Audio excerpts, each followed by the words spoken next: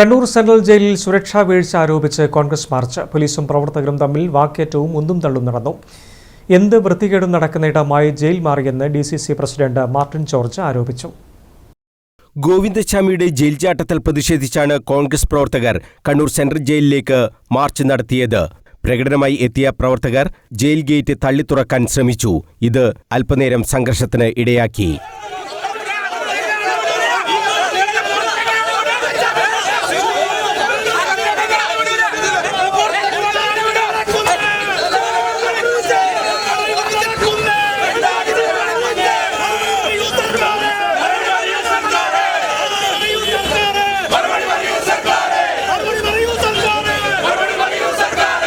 March DCC president advocate Martin George ഉദ്ഘാടനം ചെയ്തു. ജയിലിൽ വരുന്ന തടവുകാർ ജയിൽ ഉദ്യോഗസ്ഥരെ പോലെ കാര്യങ്ങൾ നിയന്ത്രിക്കുന്ന അവസ്ഥയാണ് സെൻട്രൽ ജയിലിലുള്ളതെന്ന് മാർട്ടിൻ ജോർജ് കുറ്റപ്പെടുത്തി. ജയിലിലെ ഉദ്യോഗസ്ഥരാണ് തടവുകാരായി മാറുന്നത്.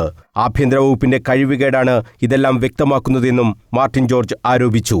ജയിലിൽ എന്തും നടക്കുമെന്ന സ്ഥിതിയാണ് ഇപ്പോൾ. മദ്യവും മയക്കുമരുന്നും കഞ്ചാവും ഉൾപ്പെടെ എല്ലാം ലഭിക്കുന്ന സ്ഥിതിയാണ് ജയിലിൽ.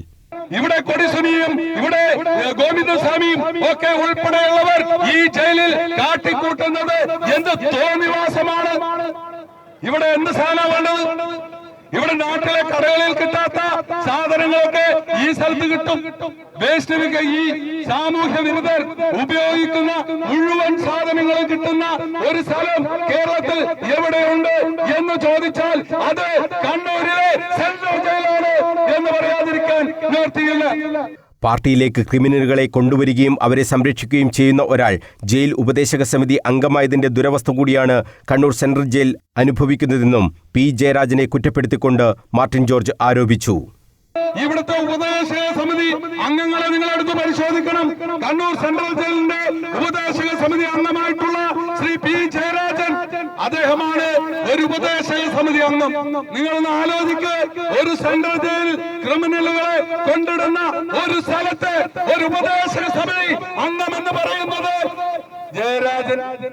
കോൺഗ്രസ് മണ്ഡലം പ്രസിഡന്റ് കൂക്കിരി രാജേഷ് അധ്യക്ഷത വഹിച്ചു.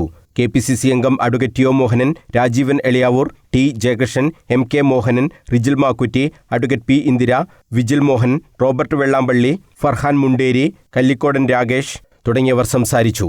News bureau, Kannur.